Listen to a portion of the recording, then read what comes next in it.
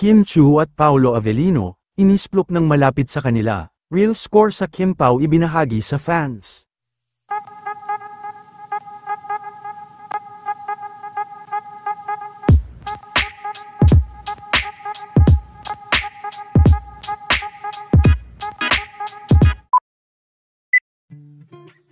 Ilang araw na nga na kinikilig ang mga fans nila Kim at Paolo Avellino, dahil sa mga sunod-sunod na kissing scene sa kanilang hit serye. At mas lalo pa nga silang kinilig ng ilabas ng Kim Pao fans ang impormasyon na tama daw ang kanilang hinala tungkol kila Kim at Paolo, dahil isa umano sa malapit na kaibigan nito ang nagsplok sa kanila. Sabi ko sa inyo tama nga tayong panatag, one of the closest friend of her nagsplok sa amin kaya pala ang blumang nitong dalawa, tama tayo wow, thank you Lord, dalaga natin ready na ulit magka-love life.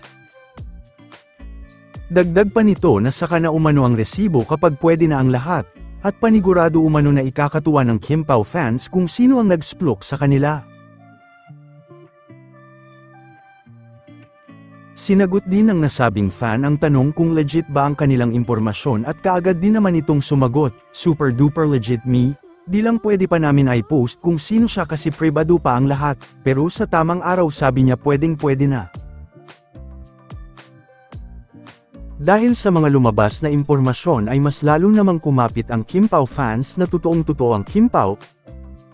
Bagamat hindi pa ito kumpirmado ay malakas pa rin ang kanilang paniniwala. Samantala, sa isang araw naman magaganap ang guesting ni Kim para sa songwriting sa Cebu.